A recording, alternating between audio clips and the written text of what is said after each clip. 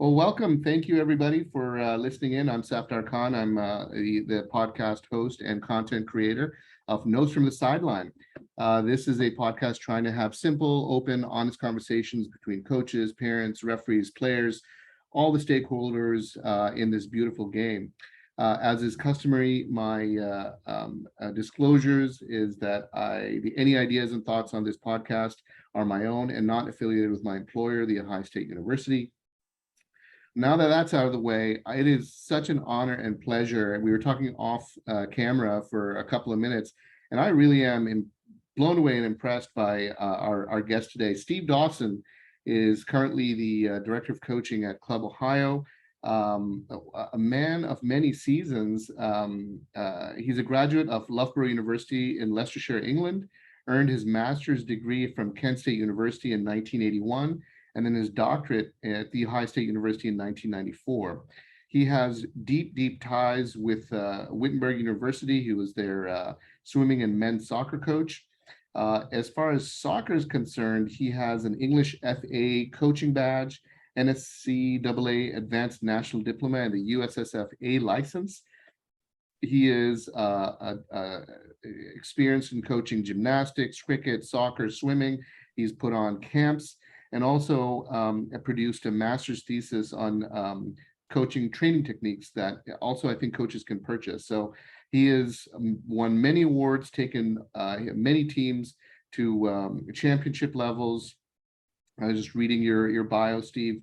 You were named the North Coast Athletic Conference Coach of the Year for 3 consecutive years, 91, 92, 93. The Wittenberg Tigers went their first NCAC championship in 1993.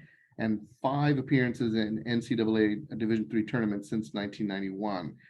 You're currently at Club Ohio, and it is such an honor and pleasure to have you here, Steve. So thank you for taking the time.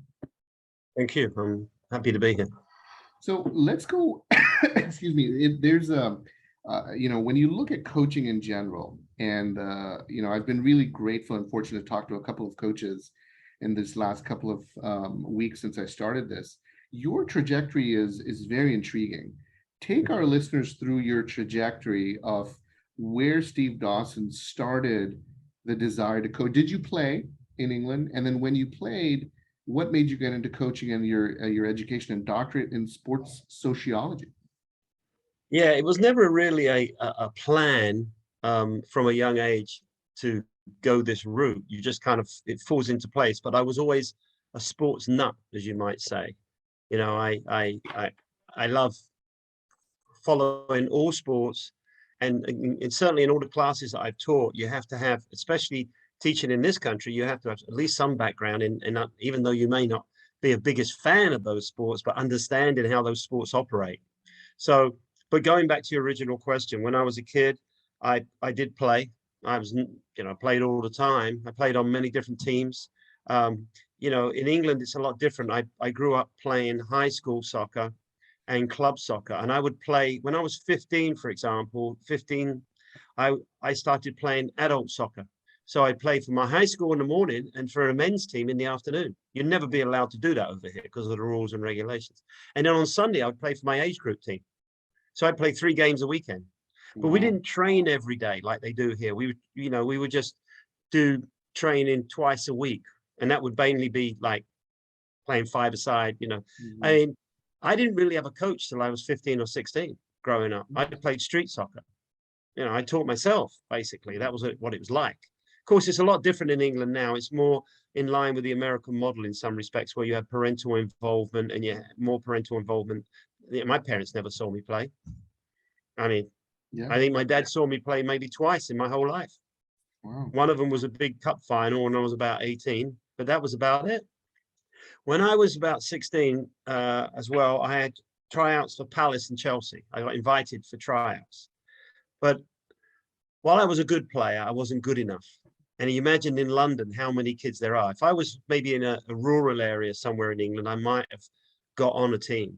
But you can imagine how many kids were going out for these teams, in a metropolis like that. So, but I was decent and I played a good level, good amateur level. And then I think I was probably 18 when I got paid my first, I got a little brown envelope about this Check. big. Yeah, well, it was a £2 in it, £2, Yeah. and I that was the first time I was paid to play.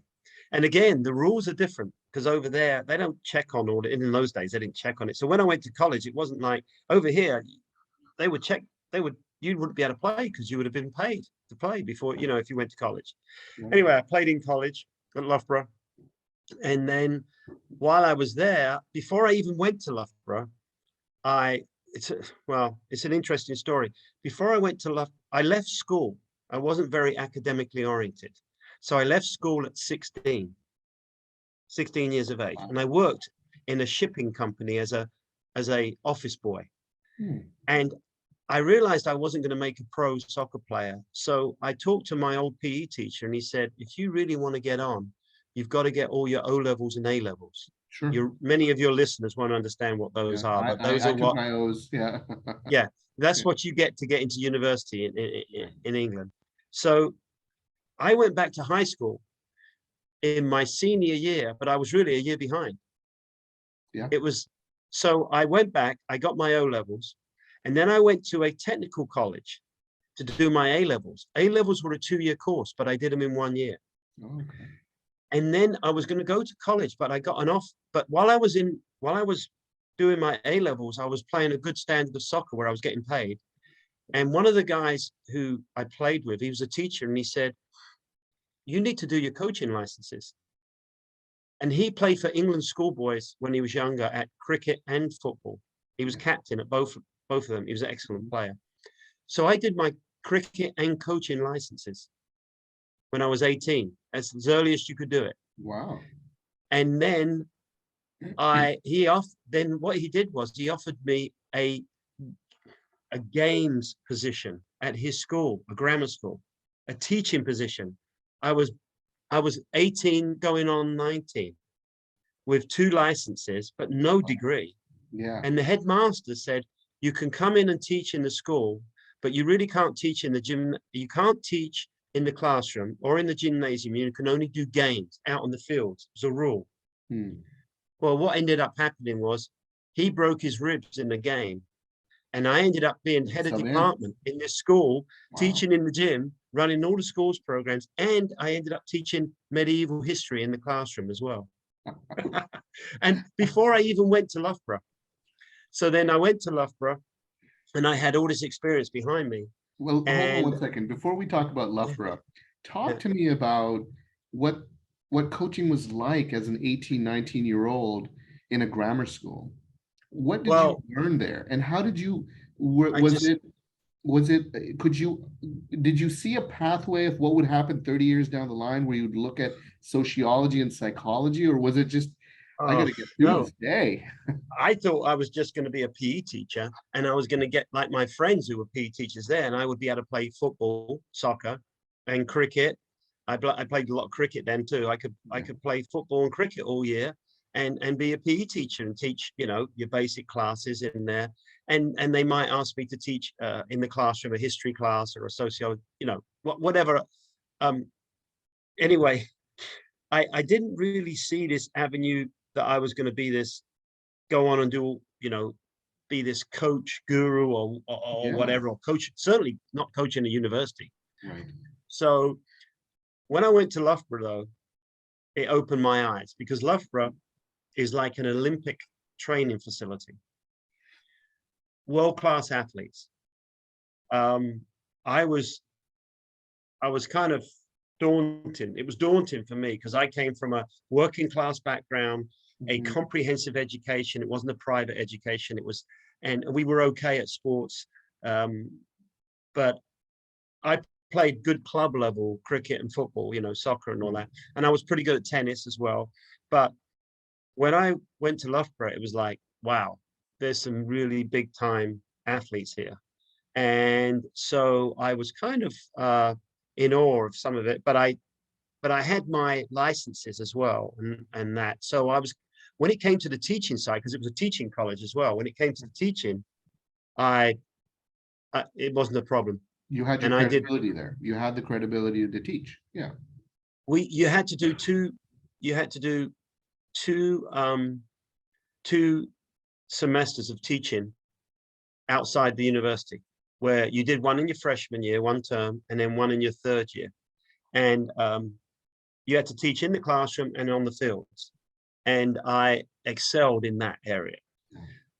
I still had the idea that I was going to play at a decent level, but really my future was going to be in coaching.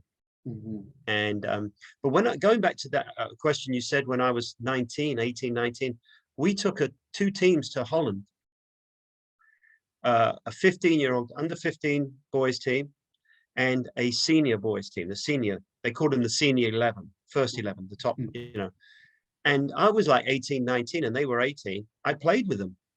No, He said a you can man is play your with them. coach. Yeah. I They're actually coach. played every game Yeah. with them. Yeah, in Holland, and we took them on a tour. And I thought, wow, what a life this is. This is great. I can, I love sport, and this is a way to stay involved in sport without being a professional athlete. Yeah. And so that was my ticket, really. So let me ask you, as you entered Loughborough and you're seeing these elite athletes, and you already have the credibility with your coaching licenses, and also you have real world experience in the club level, and then you have, the grammar school level. Mhm. What do you think back now was the flashpoint of a really good athlete that you saw in the grammar school level? We're talking about U11, U12. And which athlete went up to Loughborough? So what was it that differentiated those athletes? Was it because I look at, and again, let me clarify the question a little bit. I look at football or soccer as having sort of it's quadrangular, right? So I think there's athleticism, there's tactical understanding, technical ability, and then there's the resilience and the mental strength and so on and so forth. What did you see as you went through these different areas of excellence till you got to Loughborough? Well,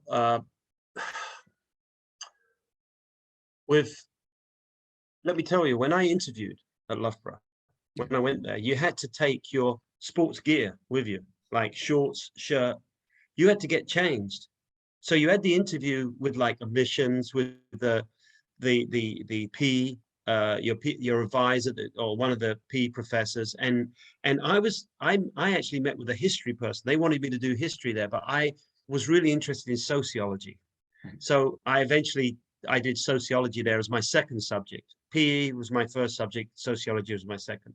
You actually did three subjects there. You did education, all aspects of education, which was sociology, philosophy, psychology, history of education.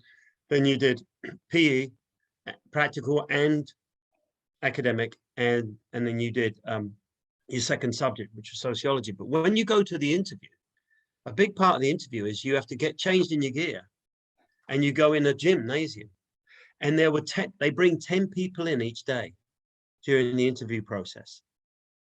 All right, they bring 10 people in. We were sitting there in the locker room, and I turned to these guys, and we were chatting away. Everybody's a little bit nervous. What do you do? And one guy goes, well, I'm at Manchester City. What do you do? I'm at Stoke. What do you do? I'm England schoolboy field hockey. What do you? There was only two of us out of the 10 that got in. Wow. There was only two of us, and that was unusual because sometimes there was only they said the acceptance rate at that time was 10%. That's that's pretty good. That's pretty tough to get in there. Very tough.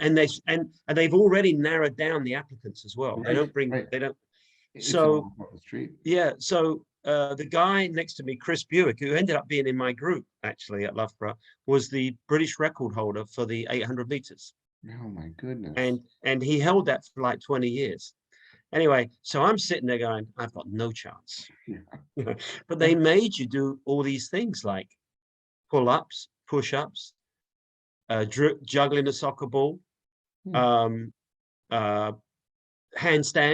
gymnastics. I mean, you had to pass all these things. It was, That's incredible. Yeah. That's incredible. So, as you get into Loughborough and you're it sounds like the technical and tactical understanding of your game, at least as you Mhm. did you start focusing more and more on football, or did you still over your time at Loughborough do a multitude of sports? No, I played football there. The tryouts, they sponsored 4 teams. Okay. Actually, they had a 5th team called a social team. Okay. They weren't particularly serious, but they Right. sponsored 4 teams. I mean, we had loads of soccer fields and everything. So, so they were. Oh no, I played soccer there, but also um, you were in. You were really. There was a big carryover between not just soccer but other sports in terms of methodology of teaching Mhm. and how to deal with children, Yeah. how to how to how to interact, how to uh, how to get the best out of them, how to Right. develop the athlete or develop the mind, the body, and all that sort of stuff. So it was a holistic type of approach in that How respect. long were you at Loughborough? 4 years. So what happened was in our particular year, there were 120 of us, it just in PE and the teaching of PE. There was 120 of us, and then to stay on to your 4th year. So you did your teaching certificate to stay on to your 4th year to finish to do your Bachelor of Education degree, which was all academic, no physical after that. You had to receive certain grades, Mhm. and only 50% Would carried on. Oh, wow. 50% were eliminated. Wow. 50% stayed. Yeah. So So I did 4 years. 4 years. years at Loughborough. So take me through the American lens now. What your experience in coaching was at Loughborough in terms of those who coached you, or versus what you see here. And we'll start probably at the Loughborough level, maybe at like the Mhm. Division One level. And Yeah. then I really want to sort of dive into sort of youth soccer, but what was the difference that you're seeing, and how has that positively or negatively changed over 20 years? So in other words, as a Division One athlete today, if could you transplant a Division One athlete today into Loughborough, and would he or she get the same education or different education? How is it different? Um, I think they would get a very good education at somewhere like Loughborough. As a matter of fact, uh, my son was assistant coach down in Florida a couple of years ago, and he had a Loughborough grad playing on the team down there, who was Oh, an actual graduate student oh, wow. playing down there, and he'd gone through Loughborough. Mhm. Um, no, I think what happened when I came to America, it changed my view was I wasn't prepared for what the American system was like. Right. So when I was at Loughborough, in the end of my 3rd year, I did what a thing called Camp, British University Camp America. Mhm. It's a sponsored group, and they bring coaches over from England to work in summer camps all over America. And I worked on the East Coast for the summer. And I traveled 8,000 miles after the camp in the next month, went to California, traveled all over the place. And I said, wow, this is fantastic. I love this. And I went to a number of different universities and I said, do you have a soccer program? And they didn't, many of them didn't. Didn't have it. Yeah. And because I thought, well, I'd love to come over here and play because it was just taking off. Right. Anyway, I went back, finished my B.Ed year, my final year at Loughborough. And then the next year, and that summer, I came out again. And unfortunately, I broke my foot in an exhibition game. Mm. So I went back in a pop with a cast on my In a foot. cast, yeah. And then that year I taught in a school in North London, in Harlesden in North London for a year. And I applied, and then I started applying to university. So I said, I'm going to go to America. There's a lot of potential there. I just loved it. I came over here and I thought, well, there's a lot of potential. I'm going to come over here. And the only way I'm going to get to come over here is to go to grad school. But I also applied to a few universities with my soccer background, and I actually got offered a spot at Boston University.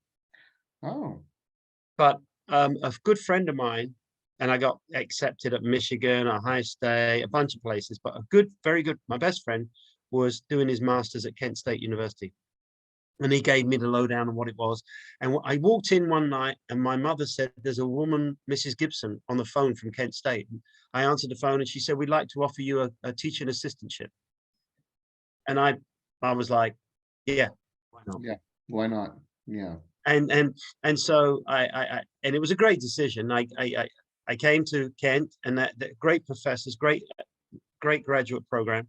And unfortunately, my first semester there, I dislocated my ankle in Oh, another in a exhibition match against the Nigerian team, and I basically my career was over at 24 years of age, right. Right. and I was on crutches for like 6 months. Wow. I got misdiagnosed, mistreated. It was bad situation, but I carried on and I got my master's and everything else, and so, but I had no understanding of what college athletics was really about in America. Mhm. So I was learning that through doing sports sociology and everything. What I learned was that the American system of sport in the intercollegiate system and in high school, in many respects, is unique to America. I don't think there's anywhere else in the world Right. that has this professional approach to athletics in through their educational institutions.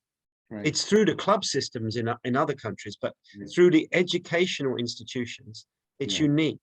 So Japan, I think, has might might have a similar type, and Canada maybe because of the influence from America. But what I learned was that there's nowhere else in the world yeah. where 100,000 people go and watch a game at college. I mean, they're amateurs. Yeah. Yeah. I So mean, what you're referring ridiculous. to for our parents maybe is like the in Europe, at least in England and in the continent, you have kids who go to a development academy if they are identified as players, and they kind of follow that path in the development academy. In the US, our athletes in multiple sports, maybe not soccer, but in to some degree, in multiple sports are recruited out of high school, and then they go on to play in the university level that's tiered Division 1, 2, and 3. And from there you can either go through multiple different pathways to become a professional, et cetera, but through education or an educational pathway to achieve sporting goals is very unique to the US. The relationship between education and sport is unique in America. Loughborough is the exception where I went because that was similar to the American system in a Sure. sense because it's like world-class athletes in an educational institution. Yeah. If you're a pro athlete, potential pro athlete in England or in other countries outside the United States, you don't go through college. You go straight to the pros. Mm-hmm. Wayne Rooney was playing in the Premier League at 16 years of age. Right. Right. I mean, Pele was scoring 3 goals in the semi-final of the World Cup at 17. I mean, you don't, I'm sure Wazim Akram was probably playing, Oh, you yeah, he know, can go to university. no, Yeah. he was playing as a young man, right? So, Right. so that's the educational route is kind of like that's the channel. Mhm. And you said that they recruit college, colleges recruit athletes. Even high schools in this country recruit athletes. That's very true. Yeah. Yeah. So are we losing anything? And I kind of want to have this holistic debate. Are we losing anything when we compare to the way the youth athlete and the collegiate athlete is approaching soccer in this country versus the way it's approached in Europe? And and this is unpopular opinion number one for this podcast, but is that why, despite having so many resources at our disposal, we find it difficult to compete at the international level for men? The women It's are a very, incredible. Safdar, that's a very good question. And I, I'm not saying that Europe or South America or they've got it right. But in terms of the sport of football, soccer, um, America is kind of like modified their system now more along those lines. In the last 10, 15 years, the best players in this country aren't going to college. Mhm. They're not going to college. The kids who play for Greg Berhalter on the US national team, hardly any of those kids went to college in the United States. If like, look at Rayner, he's like 18 years of age, he's playing at Dortmund. Right. Pulisic was playing at Dortmund and now he's at Chelsea. 16, yeah, But it's not, yeah, right. 16, 17. When their potential, as soon as they see that potential, so now they go into these academies. Each club, MLS team has an academy, and if they're really exceptional, they leave those academies and they don't play in the MLS. They go abroad. You go to Europe, I yeah. mean, most of your best players on the US national team now do not play in this country. Yeah. I'm not sure if this is exactly true, but I was kind of browsing through the MLS rosters and all this. But it seems to me now that the MLS is full of not these has-beens, the older guys they used to bring over from Europe, but they got younger guys now, but they're like from Mexico, from Central America or whatever, and they're good players, but they're not. I mean, they are attractive. Gareth Bale is playing in the MLS now, so they do have some older guys but the game, the best players from this country are skipping college in soccer, the best, the elite players, and going to Europe to play. So let me drill down that a little bit, because if you have a player, a youth player, who's been identified at U11, 12, of course, there's a physiologic development, there's a personal developmental development, but let's put two athletes at the 16-year U17 level. One has the ability to go and is recruited to Europe, and they're same talent, but the other one chooses to stay here in the MLS or stay here in the development academy. Is the difference the degree of competition and the degree of elite sort of coaching, or the exposure to other players of that level that makes the difference? It's the culture. There's a massive difference in culture. Yeah. There's a lot in this. Let me step back a little bit to your other question, and then I'll come to that. Yeah, love it. Because it's tied in. In terms of when you were talking about, does the American college system hamper the development of the soccer player?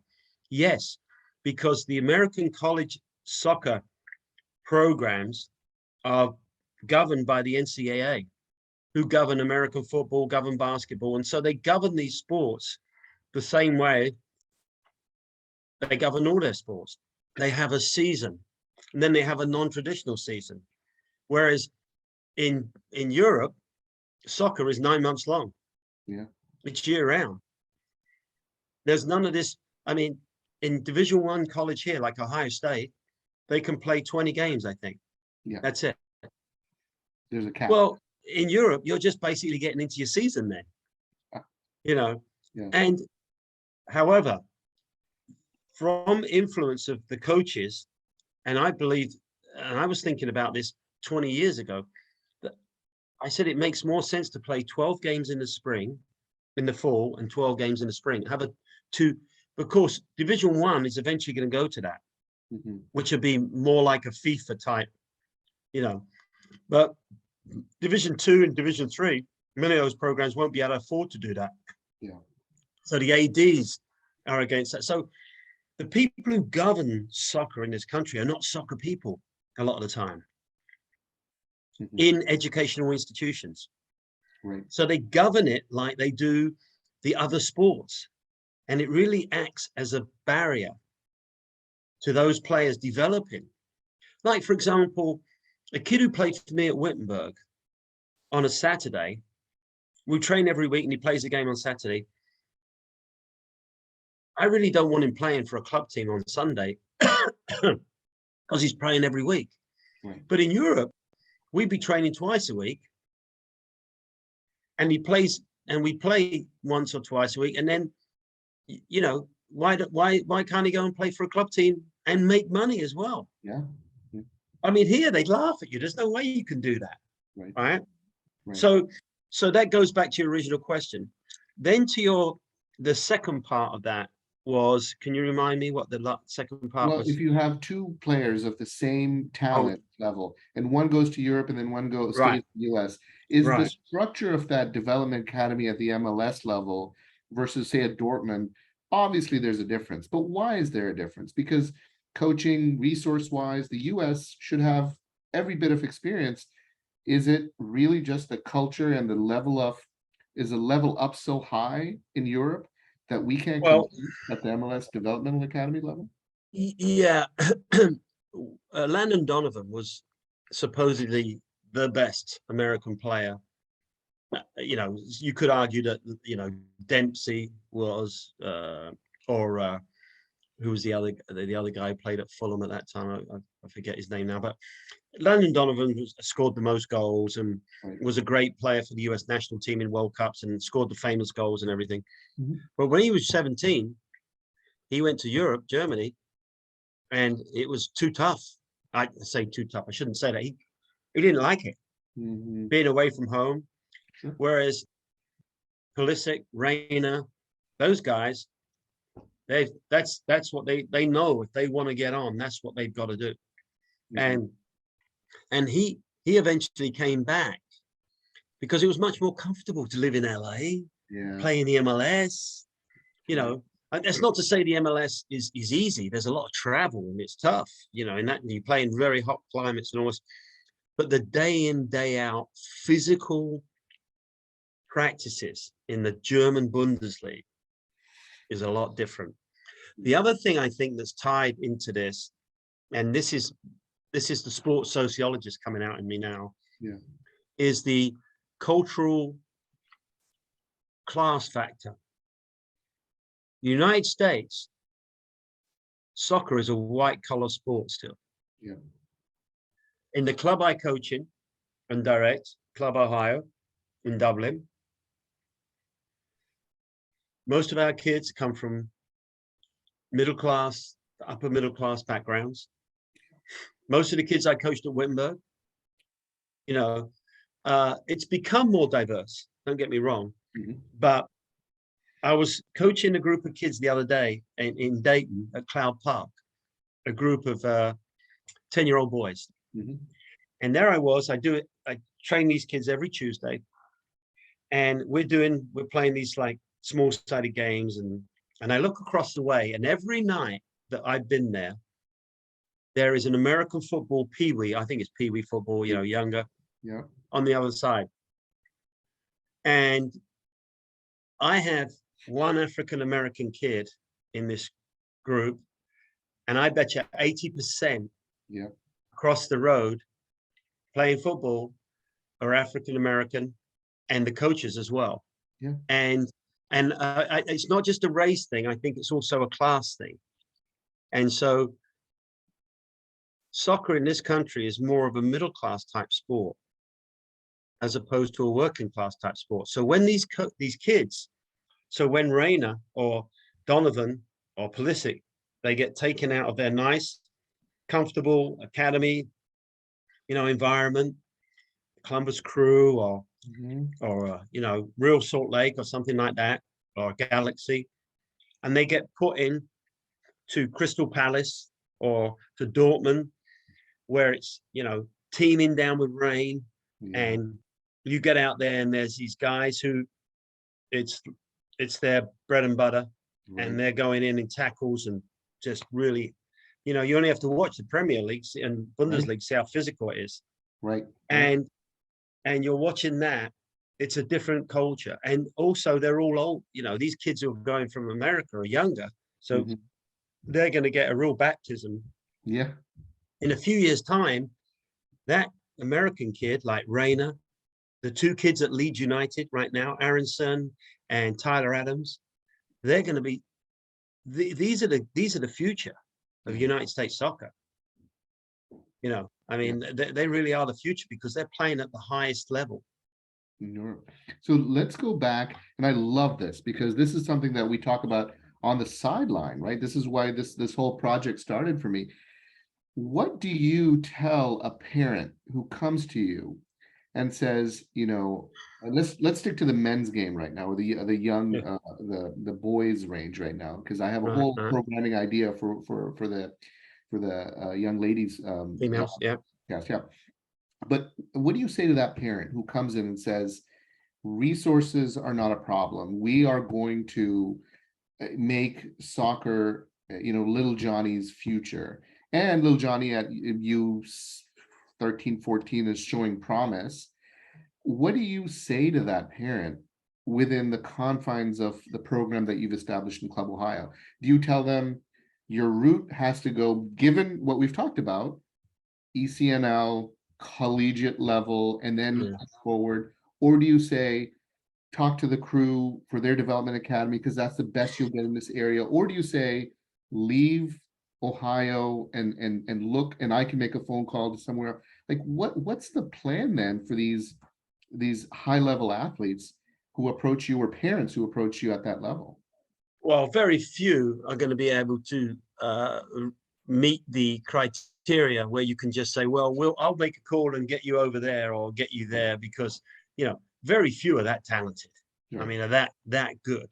But we have had some kids in our program that have been 12, 10 years of age, and you say, my God, if this kid is put in the right environment. Right. We have this little girl right now who is on our U10 team, I think, and she, put in the right environment, could be something really special, Awesome. really special. She has all the tools, but then again, the other thing is this, is that maturation. You can't control that. You don't know what they're going to be like in 5 years' time. Right. Rooney was a man at 16. Yeah. He was a man. Yeah. This guy from Norway who played Yeah. today for Haaland. Haaland, Yeah. he's a bit, Haaland. I mean, he's enormous, He's a right? Viking god. No one could control him. But having said that, the guy who also scored a hat trick is a tiny little guy, Phil Foden. Phil Foden. And Yeah. but he's got unbelievable skills. You don't know if they're really going to develop from that age of, you say, wow, that kid, I coached him when he was 10 or 11. He was unbelievable. And then, so if a parent says to me, we're going to, obviously, if the crew do contact us and say, we'd like to invite your best players, these kids, to come to our training. Now, in the past, it wasn't very well organized on their part. They would basically just, it was arrogance. We want the best players because we're the best coaches and we're going to go there. And said, no, it doesn't work that way. As a matter of fact, I had lunch a couple of times with Greg Berholder, who was the coach at the crew at the time. And he said to me, you're right. That's arrogance on our part. We're not going to do it that way. We want to work with the clubs. And that's something that needs to happen, needs to be better. The pro teams, look, they want the best players there in their academies. But that's that's the only ones they should want. Years ago, I don't want to talk out of school here, but the crew would have the crew juniors as well. So they would take everybody. So they were basically impinging on clubs' players, even though they weren't good enough to play for them. Now it's a lot different. It's a lot different and it's better. No, we would encourage our kids, the best players, to go to the best programs. Having said that, some of our coaches and our teams are excellent and very competitive with some of the top academy teams.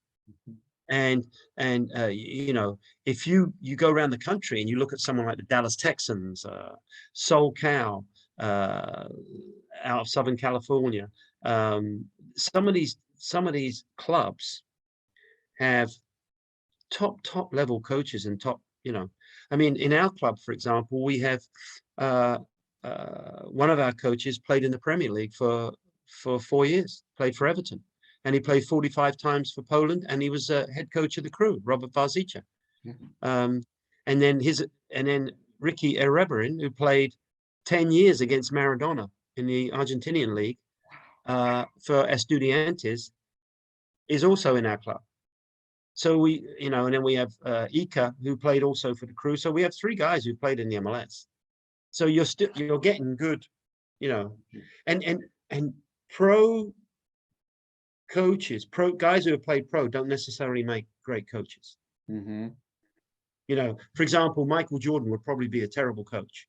Not necessarily, but because he wouldn't be tolerant enough for mediocrity. You've got, in terms of development, in terms of, you've got to be able to adjust your approach based on the talent you have. Right. So that brings up a really good point, because I think sometimes in the conversation for the parent side, what are those metrics that you as a coach or your coaching team staff look at when you're evaluating an above mediocre, above average youth athlete who you're like, wow, at age 13, 14, this kid has something.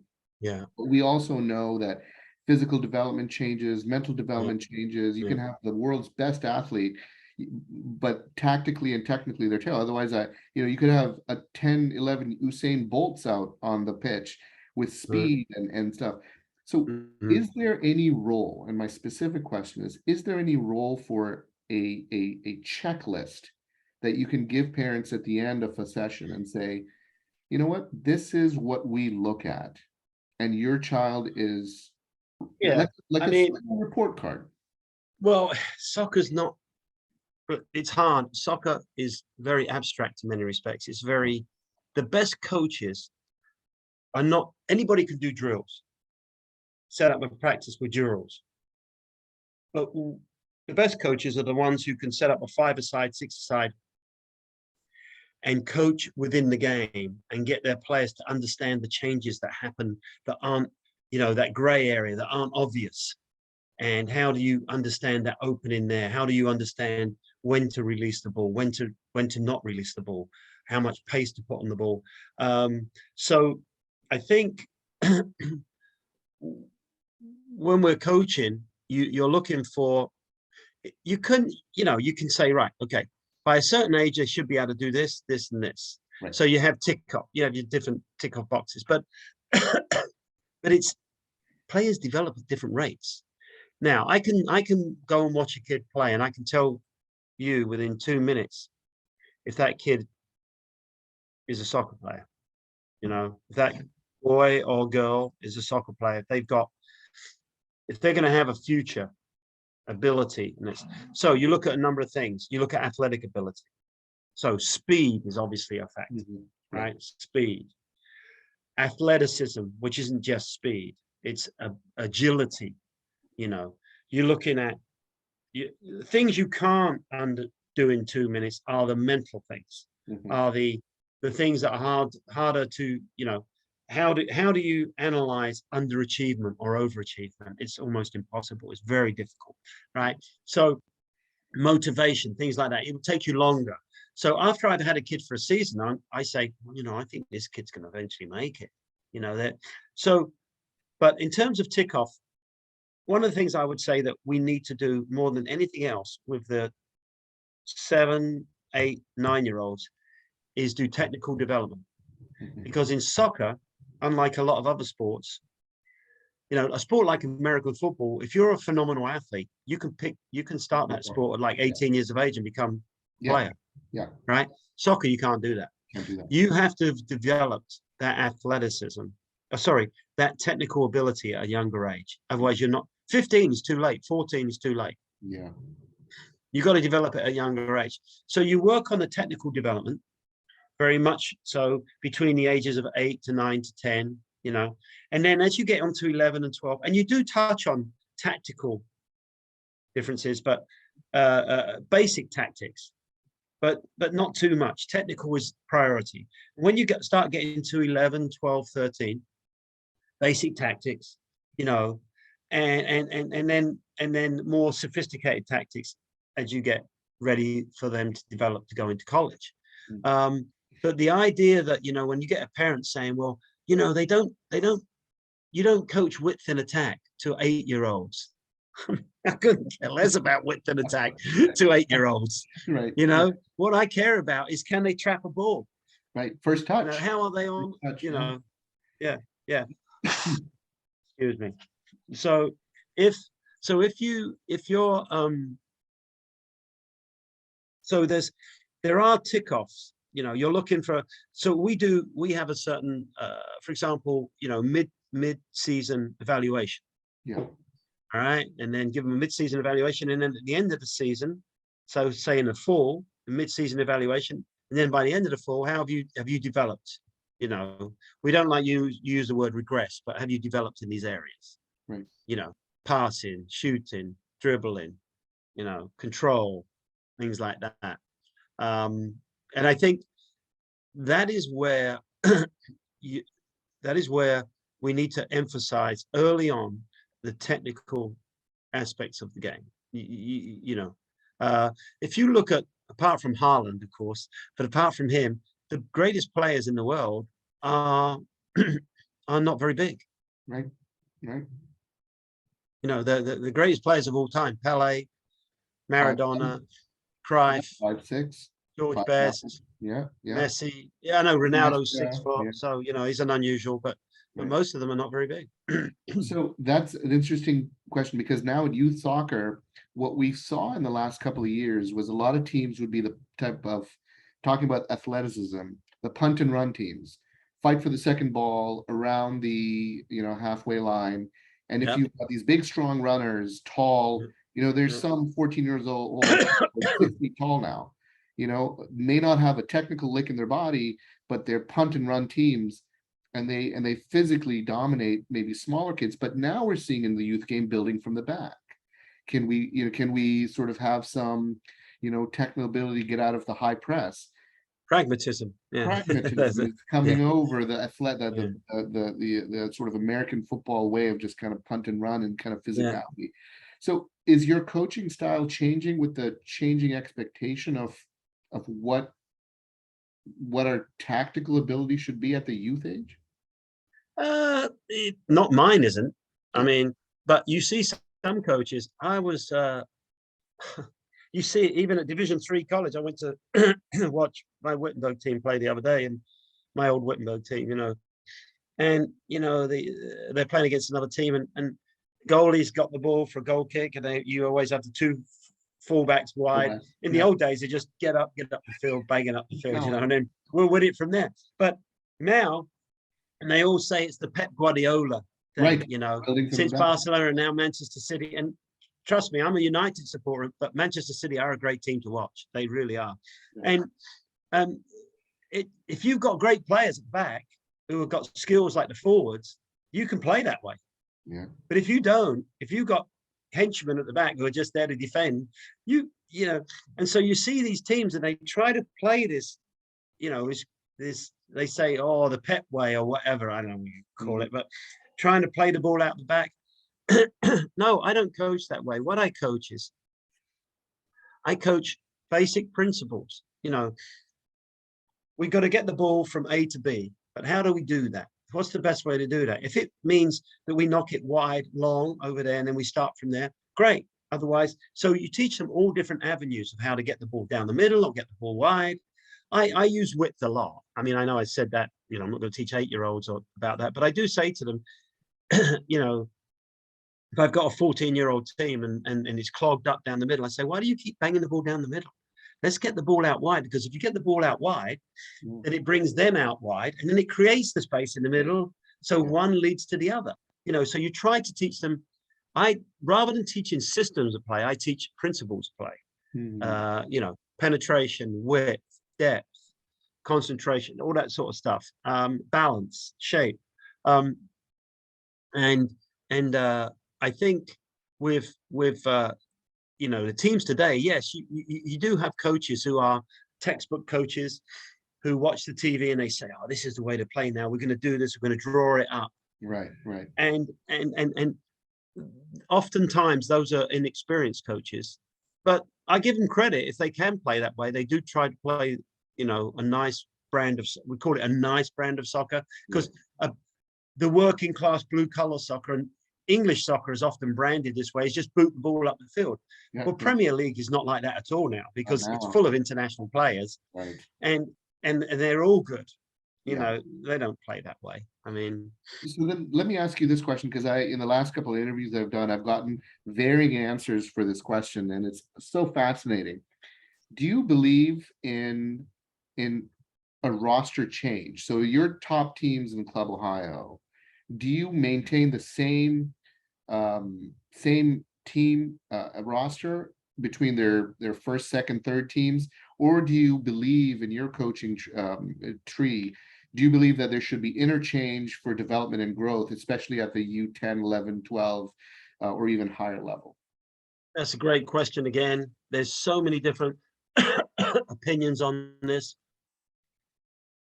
I didn't create it, but I didn't I didn't read about this, but I came up with this on my own, and I'm sure others did too. I'm not claiming that I have the pattern on this, but about 20 years ago, I said, we're going to do pool training. So we're going to have the first and second team train together, and it's going to be open-ended for the season. So if you're playing well, basically it's a meritocracy. If you're playing well, you're going to be bumped up to the first team. Unfortunately, that's not the way club soccer or club sport in this country is. And parents will say, see you later, we're not coming to your club, we're going somewhere else. Where we're going to get In another June, spot, a higher roster. when we do tryouts in June, they want to know, is my kid on the first team or the second team? Yeah. And there's so much stigma. We've changed our names to green one, black, white. They still know it's first, second, third team. we tried to get away from that stigma, but you can't, I'm afraid. And you know, if the kid is not good enough to be on the first team, they're not good enough to be in the first team. Sport, that's a great thing about sport. Sport is the only institution, is the closest thing in the world in terms of a major institution to a meritocracy, to a pure meritocracy. It's not a total meritocracy because there is bias and prejudices everywhere. Right. But it's probably the closest thing to it. And there's various reasons for that. But with our club, if I was to say, okay, guys, and we do this, we have pool training, say we train 3 times a week, one age group, we might have that age group train together for one night a week, and then the other. And what we try to tell the parents is, when they do the pool training, we can see if your kid can adapt with the first teamers, if it's the second team or a third teamer. And if they can, then maybe there's an opportunity we can, and if we go to lots of tournaments, we can take a certain group of players and shift them around. Now, some parents hate that. My kid's on the first team, they're going to stay on the first team. They're not, you know. But I think if we could develop this culture and can persist with it, it's a much better educational environment for the development of the players overall. Yeah, and I think Steve, our mutual friend Steve Locker, also in this at this forum, hinted at the same thing. Well, Yeah, I know Steve believes in that. Yeah, very well. So he of course, that pool training I think is great, because just because you're a team, say C player, doesn't mean that as the arc of your development occurs, you won't make it to a team A level. You can, and there's great psychology and resilience for our youth athletes to strive for something, or if they fall down, to fight for something. I'll tell you a brief story. I had this team, a U15 team, who were very good. They'd won the state cup at U12, U13, but they lost at U14. So the parents fired the coach. And the parents were really tough group. And they were, and the president of the club, I was new to the club at this time, fairly new. Who could coach this team? Who could control these parents? So someone brought my name up, because I was more of an experienced coach. Yeah. So he said, so what the president called me and he said, would you like to take this team over? I said, yeah, all right, I'll take them over. So we had this one kid, he came from West Virginia. His dad was a surgeon, and he traveled 2 hours for practice. Wow. Twice a week. Unbelievable. So anyway, this team, we didn't win state cup at U15. And we didn't win it at U16 either. And everybody said, well, the kids are going to leave, they're going to fire you. But they didn't. And we ended up winning state cup at 17, 18, and 19. And a lot of these kids went on to play very high level of college soccer. It was a great team I had for many years. But this one particular kid, he decided that he didn't start for me at U15, but he had the hardest. He traveled all the way from West Virginia, was never late for practice. His mum would get him there, and he worked so hard in practice, and he tried so hard. He ended up, because his dad was a surgeon, they had the money. He didn't get the scholarship to go to the IMG Academy. Do you know where that is in Bradenton, Florida? Yeah. So, excuse me. So, drink of water here. He ended up going to the IMG Academy. Well, there was a tournament every year before the US academies came about, called the Nike Friendlies down there. Yeah. And because at U17 we were the best team in the state, we were invited. So we went down and we played all these great teams. And we ended up playing the IMG Academy team. And he was on it, one of their teams. Yeah. And we ended up beating them. But I said to him, how are you? You know, and he said, I'm doing good, coach. He was a great kid. And he went on to college and he went to a Division II school called Incarnate Word. I don't know if you've ever heard of it. It's an interesting school. I think it's in Colorado.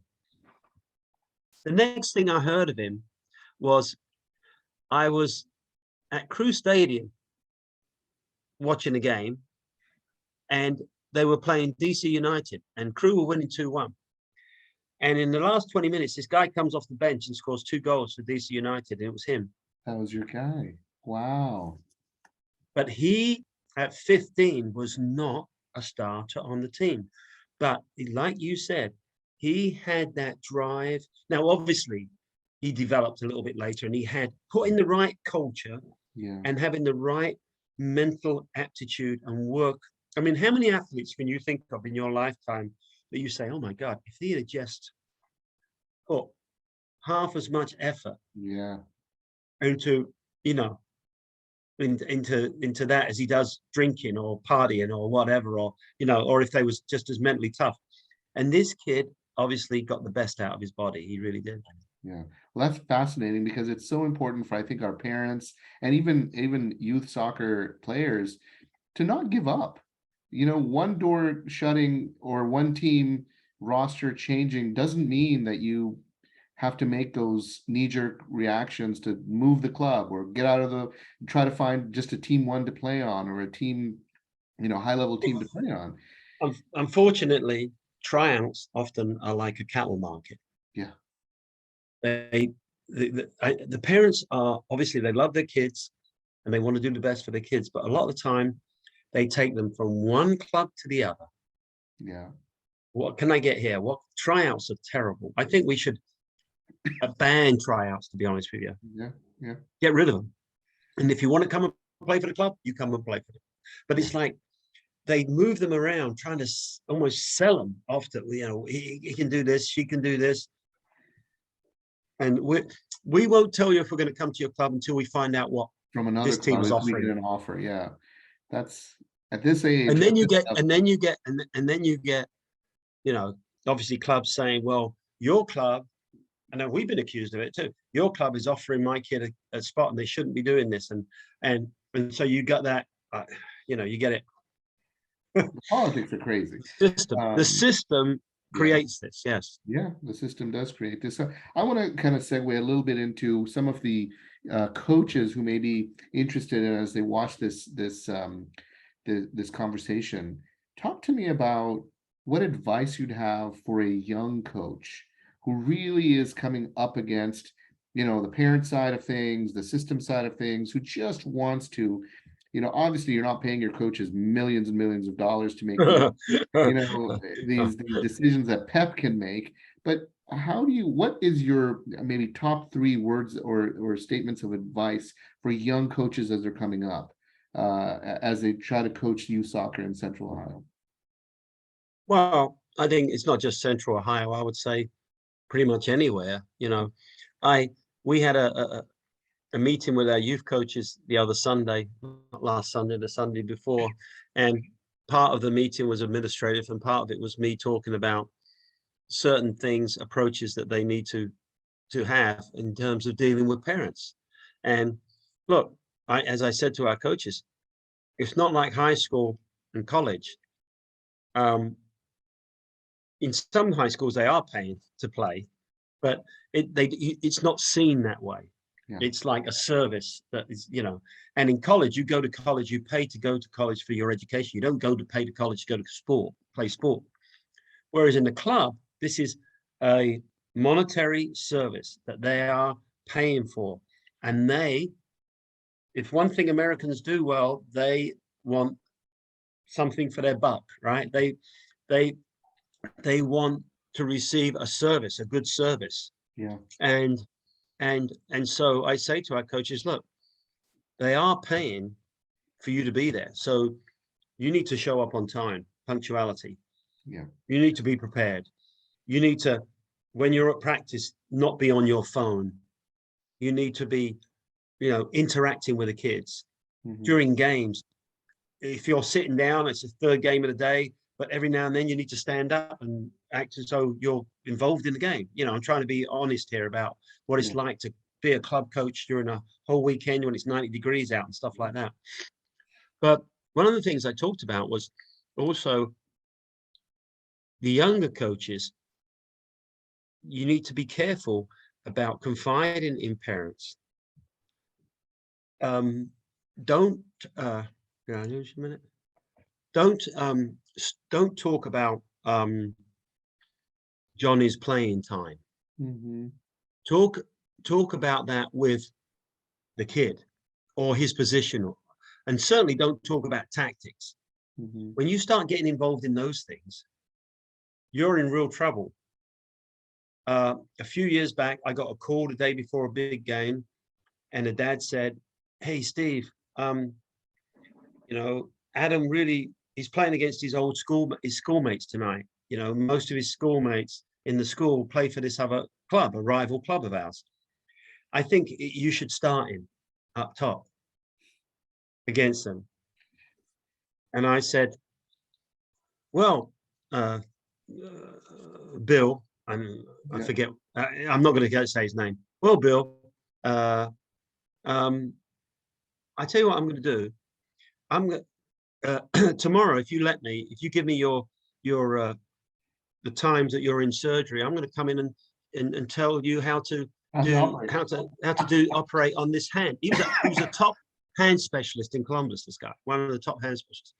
And there was a pause on the phone. He said, "I'm sorry, you are right." Yeah.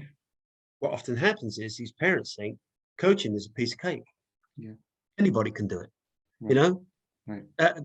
I would not tell you how to do spinal surgery, right? Right. And Sometimes I I, wouldn't mind. I would not, I would not, I would not tell a lawyer how to write up some kind of will or a testament or whatever, or how to deal with a case. And so they feel that they can just interfere.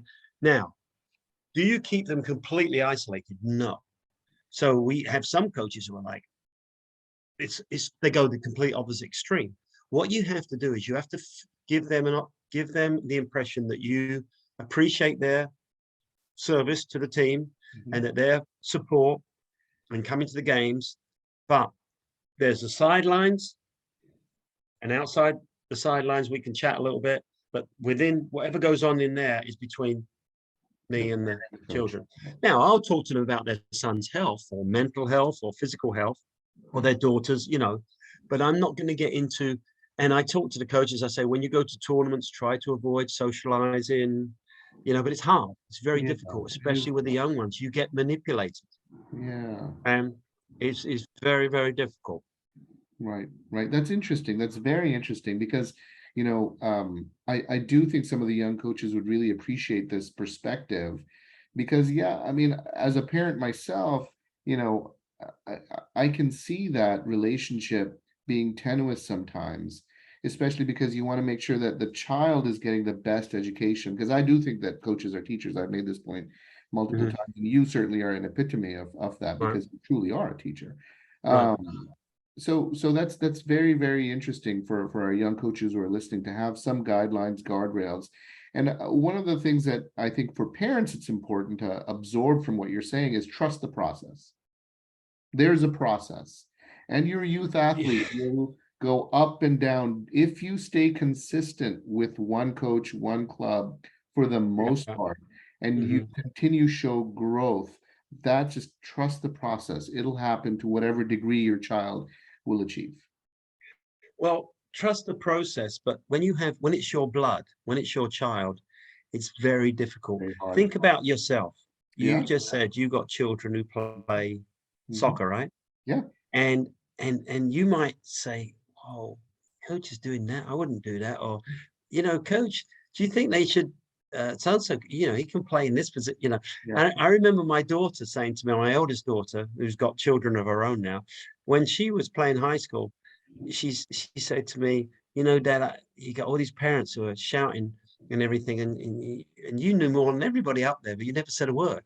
Yeah. And what I did was I sat away from them, Yeah. and I said, yeah, because I know that it's not an easy job to do, the Yeah. coaching and everything, and take care of a whole team. And I might disagree a lot with what was going on, Yeah. but it wasn't my place to, Very big. um, Yeah. and as you say, you trust the process. If you decide to go and play for that team, then, but having said that, one of the things I do tell the coaches, I told the coaches is, if you pick that kid, say you got, it depends if you're playing 7v7, 9v9, or in 11v11. If you're playing 11v11, you've got 18 on your team or 16 on your team. Let's just say that's kind of like an average or something. Yeah. Those 16 that you picked them for a reason. You put them on the team for a reason. Right. And two of those kids play 5 minutes a half a tournament. I said, that's not acceptable. Hmm. You have to make those kids feel as though they contributed to that game. You have to give them a certain amount of time. Well, how do you do that? One coach said to me, and he has a really good team. He said, well, how do I do that if I've got 4 of them? Yeah. I said, well, you have to be Michelangelo. You've got to be this architect. You've got to learn how to put them in positions that won't hurt your team. And eventually they may contribute. It's a real skill. But if you pick those kids to play on your team, you have to play them. It's not like high school or college where a kid may travel 4 hours and not even get off the bench. Not get a bench. Yeah. Yeah. But in a club soccer, which is private and they're paying for it, they got to play. And you have to make them feel as though they are part of that team. So that's a great point. And from the parent's perspective, I think as kids are getting older, and I think the parent now is becoming more tactically and technically astute. Like the soccer parent now is very different than maybe Mr. Dawson back in 30, 40 years ago. Yeah. Now it's like you have the technology, you have these cameras, and you have all this, so on and so forth.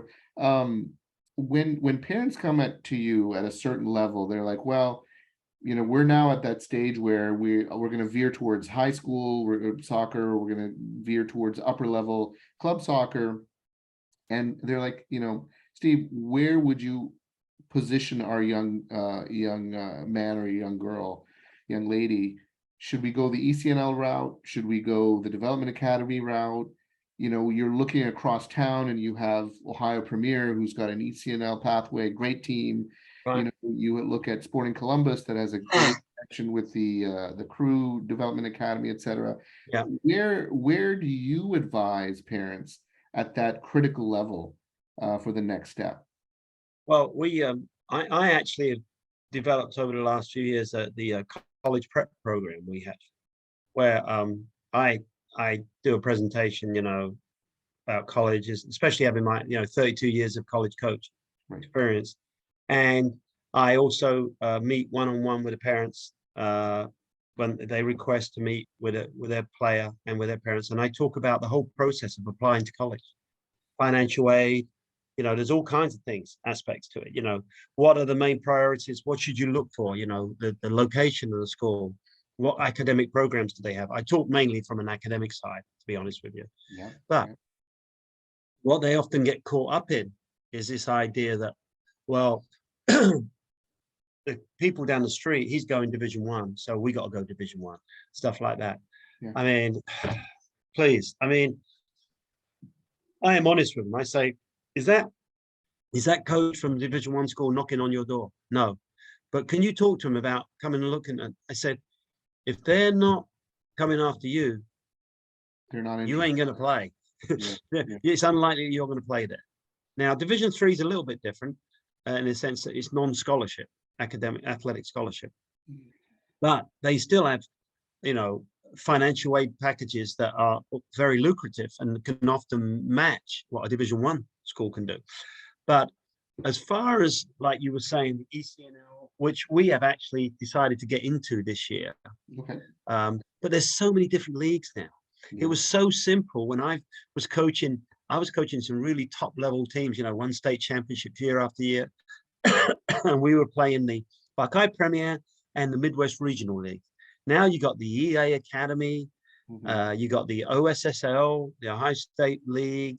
You still got the Buckeye League, but you've got the and then you got US Club, you've got USYSA, you got the ECNL, you've got as I said, EA, the Elite Academy. You've got all these different leagues, and then you've got the academies, the US academies. You have there's such a plethora. It's diluted. Yeah. In 20 years ago, 25 years ago, 20 years ago, when I was going to regionals, those were the best teams in the country. You're going to in that region, and you're playing the best players. It's elite level, great. Now you go there, and it's okay, but it's diluted. Yeah. And when the parents say, "Well, we got the national championship in this," those national champions in some of these leagues wouldn't even win the regionals in the 20 years ago. That's so interesting. Yeah, it's diluted now. So when you go, I hate to say this, but state cup, like I remember, was it 2004, 2005, out of U17 team, college coaches all around the field. I mean, it was packed. Best players in the state, right? Now, there might be one or two out there because one or two are playing in another league. One or two are playing somewhere else. And so, these clubs, and we do it too. And OP does it. Yeah, sure. They sell we're going to get you into this college. We're going to get you into that college. If you're a good player and you go to Disney, some of our teams go to Disney or go somewhere else, there's going to be college coaches there. And if you're good, they'll spot you. They'll spot you. Yeah. College coaches don't go to high school games. Rarely. They rarely go. They don't go to high school games anymore. They go to club games, Yeah. I mean, maybe a little bit on the women's side, they might go to some high school games, but not. That's kind of fading too. But club wise, college coaches, that's where they go. They go to these tournaments because they can see, the academies. They can see all these players over a few days. These showcases, college showcases, sort of thing.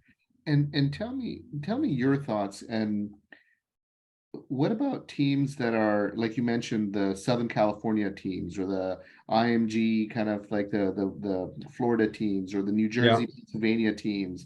I know of the Southern California teams. Yeah, they are. The talent level is incredible. Obviously, I talked to Sveti from OP, and one of the things that came up was the weather patterns. Obviously, you can train all year round versus train year round.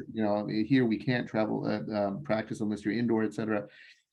If you put a number one team, U16, 17 team from here, from Central Ohio to Northern California, can we compete? You can, but as he said, or you said, the teams from Southern Cal, from even from New Jersey, say New York, and but Southern Cal, Texas, they train year round, and they can train. And Florida, Western, for example, the club Western down in Florida, they have a fantastic academy. They can train year round. And so when we used to go to Disney, the showcase there at Christmas time, we've had a lot of success down there. We were able to compete, with those teams. But they also, you got to imagine, Dallas Texans, they got thousands of kids in their club. They have like 4 teams in every age group. I mean, massive, and they have so much talent. When some of the best teams I've had, though, we did get a concentration of really good players. And for example, a few years back, I was assisting one of our coaches, Mike Lawrence, and we went to nationals. We won the regionals about 4 or 5 years ago.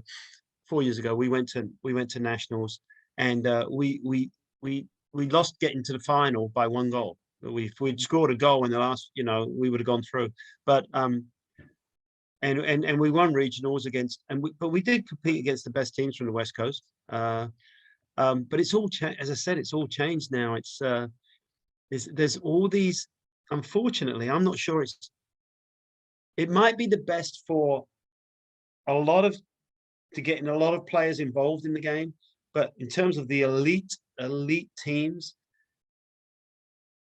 the game is not progressed that much as far as I can see at the club level, youth level, in these leagues, because it's diluted. Yeah, that's very interesting. That's a great perspective.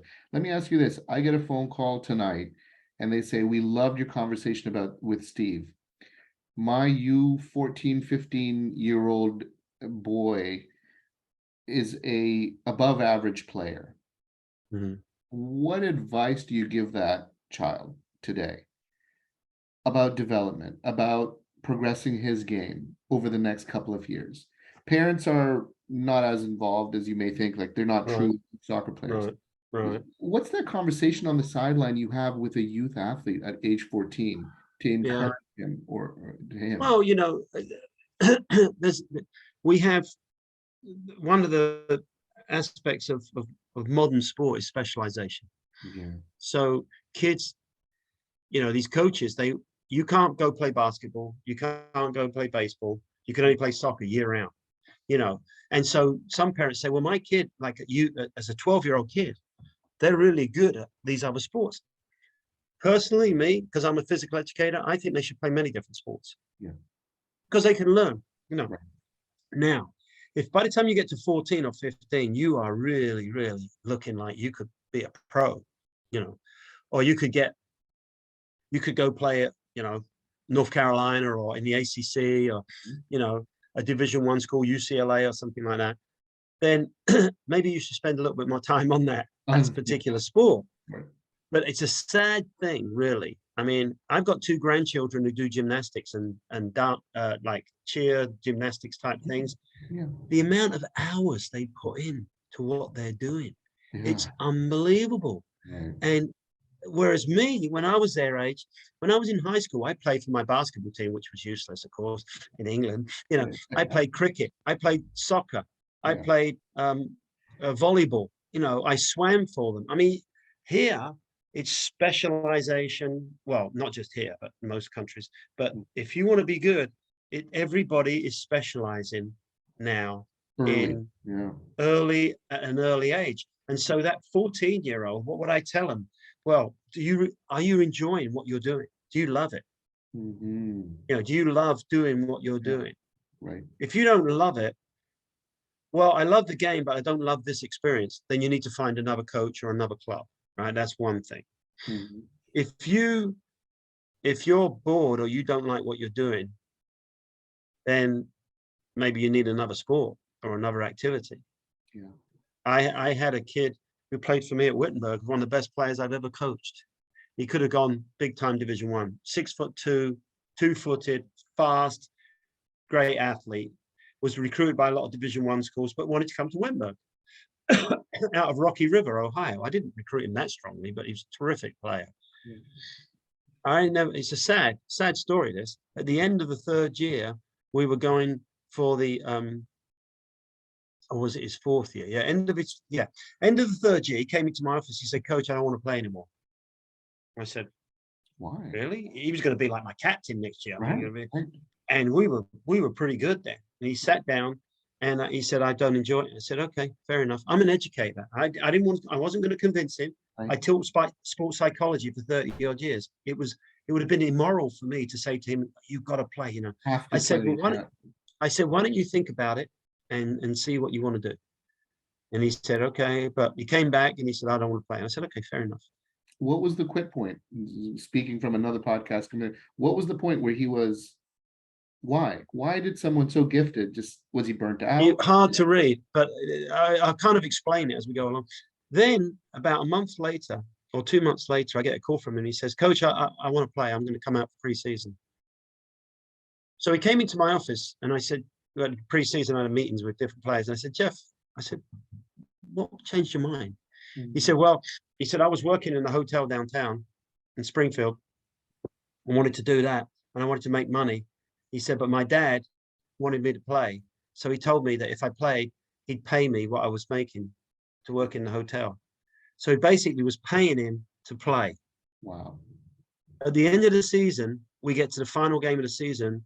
We're down 2-1. We score a goal to make it 2-2. We have to win to get in the NCAA tournament. The players are pumped up, it's snowing and everything. It was in November, early November. The ball shot, the goalie saves it. Jeff comes in, sticks it in the back of the net. The players go nuts. Wild. They're jumping on him. I never forget. I'm standing there coaching, and everybody's, we're going to the NCAAs. Great. This team has been working hard all year. And I look at him, because in those days, there was no automatic selection to the NCAA. You had to go on your record. But I knew if we won that game, we'd get in. I remember looking at him, and he turned after he scored, and he just went. There was no enjoyment, no enjoyment. And I thought, wow, how sad is that? That could have been such a great. Anyway, a few years later, one of those guys who was playing on the team in Shaker Heights, we were sitting down at a reception at a wedding, and he came up to me and he said, Coach, you're not going to believe what I'm doing now. I said, no, what are you doing? He said, I'm coaching youth soccer. For the love of the game. If you don't love the game. And he said, I really enjoy it. And he said, I was wrong. He said, I should have enjoyed that moment. Yeah. But it's kind of sad that he went. It's gone. Yeah. That moment's fleeting. And I think from the parents' perspective on this, those of us who are parents who listen to this, I think it's so important to keep that perspective. The perspective that at the end of the day, our youth athletes from U7, little kickers, U6, all the way up to, whatever level, encourage and foster enjoyment. Don't make it a chore. Don't make it that you have to do well, or you have, just have fun. This is about having fun. And the more fun you have, the better. Yes, we do in our club, we have a parental evaluation. We have evaluations of the coaches, and we have a satellite group in Dayton. We have one in Reynoldsburg, and we have Dublin. So we've grown, we become rather big.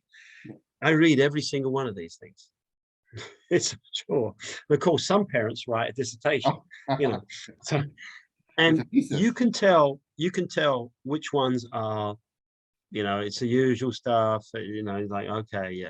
But if there's like 10 parents on one team who say the same thing, it's a red flag, and we'll have to talk to that coach or whatever. Yeah. But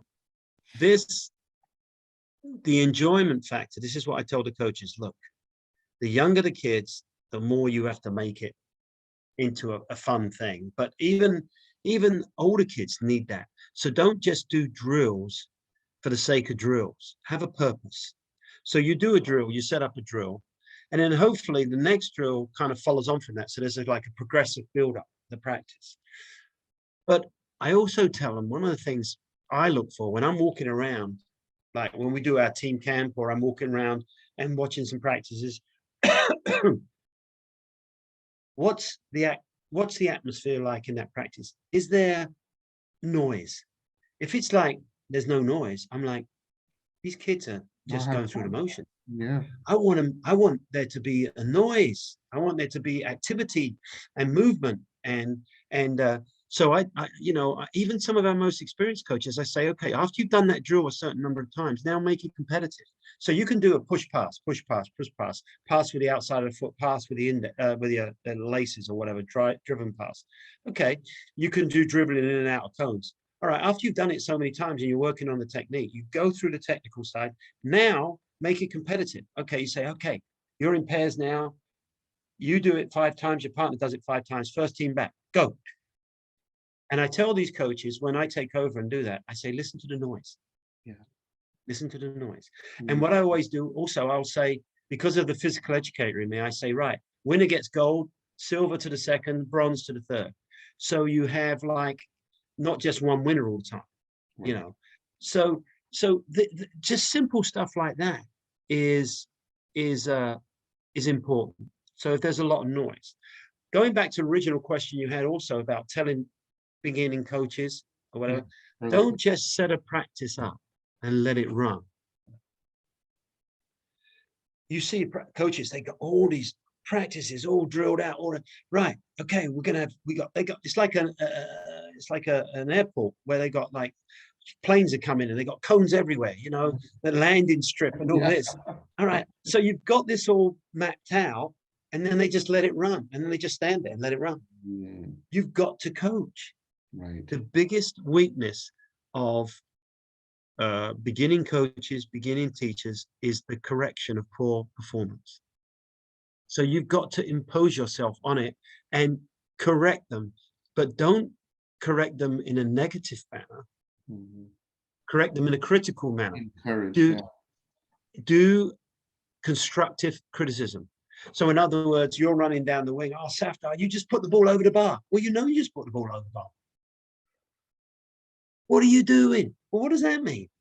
You tell them why you put the ball over the bar, or why the ball went out of bounds, or why they scored that goal when you dove in or something. You tell them they did something incorrect, right? But you tell them how to correct it at the same time. So it's constructive criticism. And the other thing, and this is one of the best tips I ever got from a teacher when I first came over and was working a summer camp, was no matter how upset you get with certain individuals, do never make it personal. Never make it personal. Never. You may not like a particular kid, but never show them that you don't like them. That's something that some coaches are very poor at. In other words, don't have favorites. Right. I know I said a lot there in one go, but it's kind of like goes back to that original. Beautiful sort of encapsulation, because I'm thinking some of the youth coaches that I've seen as just kind of walking by practices, etc. I hear them say there's Dave Merrick is one of our girls. I know Dave. Yeah, he's a great guy. Every time he's on the field, I love watching him. I'm gonna have him on the pod if I can. If anytime a young girl traps the ball in a defensive situation and she's being pressed, he calls out, enjoy it. Enjoy this moment that you're under pressure. You have the ball at your feet and you're making a decision. Enjoy it. And I think that is such a great phrase. And I'm going to dial down when I do get a chance to talk to him about that. Another coach I heard was solve it. Yeah. So that I think engenders this desire to learn, desire to stay engaged, etc. I've taken so much of your time, Steve, and I will beg of you a favor. And that favor is I'd love you to come back, because I want to devote. I just lost you there for a second. Sorry, you said beg of you a favor, and then went blank. Well, let me say, I'm going to beg of you a favor that I'm going to ask you to come back on the pod, and we're going to spend a whole hour plus some talking about your real passion as a teacher of sociology in sport. Because I really think that's a topic that is fascinating about the impact of sociology on sporting culture and breaking down football, soccer, baseball, basketball in our culture. I think it'll be a fascinating conversation, and maybe I can have some other guest hosts on to really dive. We can touch on Caribbean cricket too, because I do that. Love that, the West Indies. Oh, what a great! When I do the race in sport, I do a section on Caribbean and apartheid and African Americans in America. So I would love that, because I know I promised Jeff Starks that race in sport, especially youth level coaching, African American coaching, and players, etc. That's an important conversation we'd love to have on this pod. Last question for you, Steve, and I like I said, I'm really grateful you took the time out, and I'm looking forward to having you back. Who wins the World Cup? Wow. We don't have another hour. That's a lottery. And a friend of mine lives in Argentina, who I went to law school with. He just retired. He was headmaster of a private school over there. And on instant chat or whatever it is today, he said to me, it's going to be a lottery. But don't forget about Argentina. I said, oh no, Argentina, one of the favorites. I would have said 6 months ago, France, Yeah, but they're struggling they're struggling. Yeah, injuries. right now. Yeah, Injuries to Pogba if Kante is not fit, then that's going to be, you know what it is this year or this for cycle. It's at a peculiar time. It's never been at this time. yeah. So it's somewhat of an anomaly, and it's going to be in Qatar. The Right. temperature, I don't know what Heat. temperature, Yeah, the heat, and playing in November. How many of these players in the next 6 to 8 weeks are going to get injured right. and not be able to play? Hmm. Even those that don't And, get injured are going to get fatigued with their seasons. and so I think the team there's going to be luck involved, injuries, the biggest squad. Yeah, You depth. know, I would say Brazil is probably the favorites right now. But it was like I was saying, I said to my friend this morning, I said, if the World Cup was now, Man City would win the World Cup. Yeah, exactly. I mean, they would beat anybody in the world Oh, right now. anybody, any national team, they can beat. They can beat They any. are a national team. Yeah, I yeah. mean, the clubs now are all stars. The World Cup's not like it used to be. Right, right. They just had this international break, and everybody hates the international break. And Yeah, that was so unnecessary. You got injuries. yeah. It's, so I would say Brazil, my dark horse, if I don't like the manager, but Portugal have some of the most brilliant talent, Mhm. Yeah, but he doesn't seem to put them together the right way. Your usual suspects. Well, from South America, you got Brazil and Argentina, and then you got France. They're going to be tough to beat. what about your England? Spain, What about your England? if you had the right manager. I don't. He's too Don't be cautious. Gareth. Everybody says, well, he got to the semis of the World Cup and he got to the final Euros. He should have won the Euros. Yeah, yeah. He got beat by an Italian team that was okay, but he's playing at home. Right. And then he gave up the game after being 1-0 up. Too He's defensive. not. Yeah, Well, if there was a job in the Premier League, in the top 10 teams in the Premier League, he wouldn't get it. wouldn't get it. As in the old days, the international managers were the best. Now the best managers are club managers. Yeah, yeah, Southgate couldn't get a top club job. yeah. So he's not good enough. I'm sorry. He should be coaching the U18 team. Yeah. That's my perspective. Okay. But my friend who knows as much about soccer as me, and he says, you're wrong. He says, look what he did in the World Cup. Well, look at the draw he had in the World Cup. Yeah, And that was an easy draw too. It was they very didn't have to beat anybody. So because they hit Croatia. They were really England have got a lot of talent in midfield and forward. It's not that he's going to play the right balance. Where they struggle is in goal and at the back. Maguire, huh? Harry Maguire. Well, not just Maguire. He plays actually quite well for England, although he had a terrible game against Germany. But they don't have. It's going to be interesting to see what he does at the back, how he plays. If he plays 3 at the back and then 2 wing backs, that's probably the best bet rather than playing 4 at back for him. But he's a strange guy, and I blame the FA, the Football Association. They're a group of good old private. We call them public school boys in England. Yeah. You know what I mean by that. Mhm.